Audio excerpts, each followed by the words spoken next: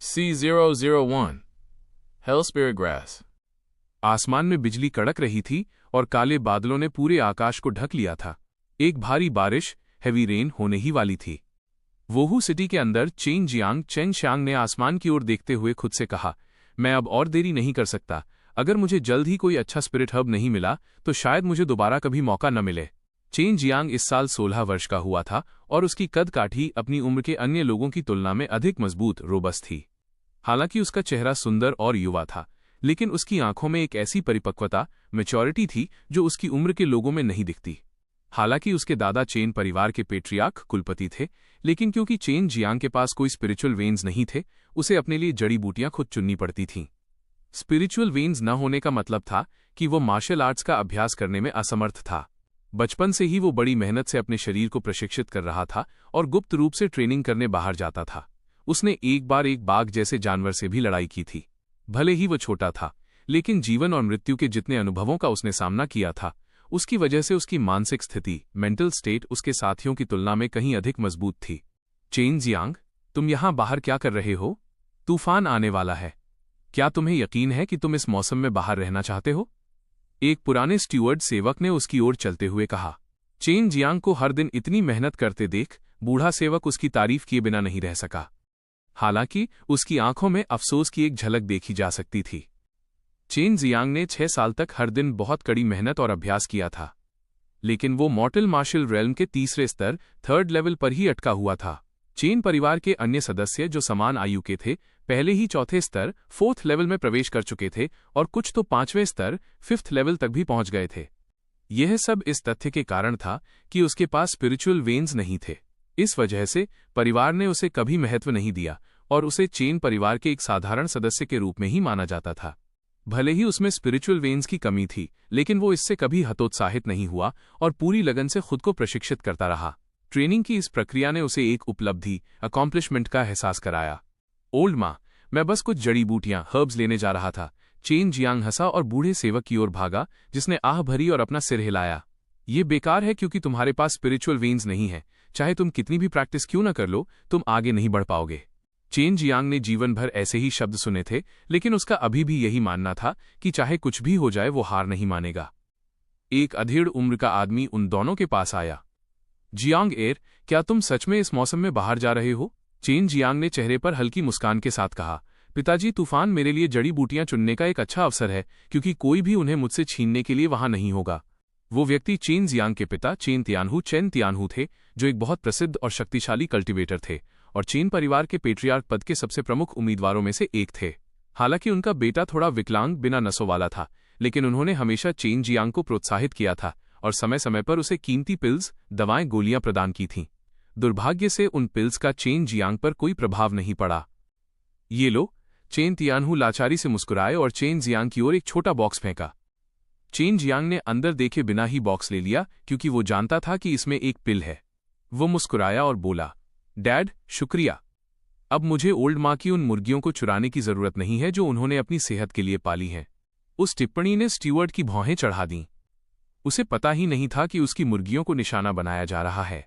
Chain Jiang को जाते देख चेन तियानहू केवल एक आह भर सके, क्योंकि चेन परिवार में उनका पद बहुत ऊंचा होने के बावजूद पिल्स का प्रबंधन करने वाले बड़े एल्डर्स बहुत सख्त थे, क्योंकि पिल्स खेती, कल्टीवेशन के लिए कीमती संसाधन थे और इसलिए वो चेन जियांग के लिए केवल कुछ ही बचा सकते थे।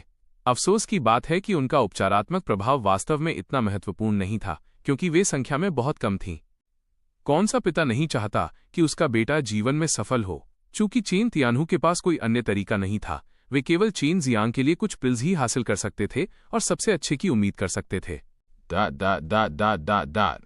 इमॉर्टल डेविल क्लिफ, अमर दानव चट्टान। यह एक बहुत ही सुनसान जगह थी और इस समय एक नंगे बदन वाला किशोर चट्टान से नीचे उतर रहा था। भारी बारिश के बीच चेन जियांग वास्तव में चट्टान से नीचे उतर रहा था। यह बेहद खतरनाक था, क्योंकि इमॉर्टल डेविल क्लिफ बहुत गहरा था और काले क्यूआई ऊर्जा से भरा था, जिससे मृत्यु की गंध आती थी। इसलिए बहुत से लोग इस जगह के पास भी नहीं जाना चाहते थे। बावजूद इसके चेन जियांग यहाँ कुछ जड़ी बूटियां लेने आया था और धीरे धीरे खाई में नीचे उतर रहा था। अगर दूसरों को इस बारे में पता चलता तो वे उसे पागल समझकर हंसते। एक ऐसी जगह जहां पक्षी भी नहीं जाते, जो हमेशा मौत की क्यूआई से भरी रहती थी, ये कल्पना करना कठिन था कि ये स्पिरिट हर्ब्स के लिए एक आदर्श स्थान था। बेशक चेन जियांग मूर्ख नहीं था, वो जानता था कि ये इमॉर्टल डेविल क्लिफ कई कई वर्षों से मौजूद है और हमेशा डेथ क्यूआई से भरा रहा है।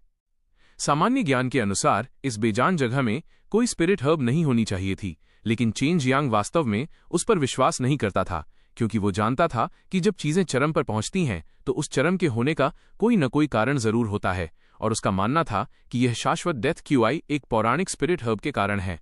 हेल स्पिरिट ग्रास, नर्क की आत्मिक घास। हालांकि ये जड़ी बूटी सुनने में बहुत घातक लगती थी, लेकिन ये वास्तव में एक बहुत ही अजीब जड़ी बूटी थी जो एक मरे हुए कंकाल का मांस भी दोबारा उगा सकती थी। यह आमतौर पर प्राचीन युद्ध के मैदानों या कब्रिस्तानों में उगती थी, जहां डेथ क्यूई प्रचुर मात्रा में होती थी। केवल बारिश के दिनों में ही बारिश के कारण काली क्यूई नीचे बैठती थी, इस वजह से चेन जियांग गहरी खाई में देख पा रहा था। वो इस जगह में और गहराई तक जाना चाहता था ताकि वो हेल स्पिरिट ग्रास खोज सके। वो अपने लिए हेल स्पिरिट ग्रास नहीं चाहता, लेकिन अगर उसे ये पवित्र जड़ी बूटी मिल गई तो वो इसके बदले में कई कीमती पिल्स ले सकता है, जिससे वो अपनी वर्तमान स्थिति से मुक्त हो सकेगा और जबरदस्त ताकत हासिल कर सकेगा। बारिश की बूंदें लगातार चेन जियांग पर गिर रही थीं, जिससे उसे बहुत असहज महसूस हो रहा था, और साथ ही चट्टान के किनारे के पत्थर भी बहुत फिसलन भरे हो गए थे। वो बहुत सतर्क हो गया और सावधानी से चट्टान से नीचे उतरा ताकि गिर न जाए।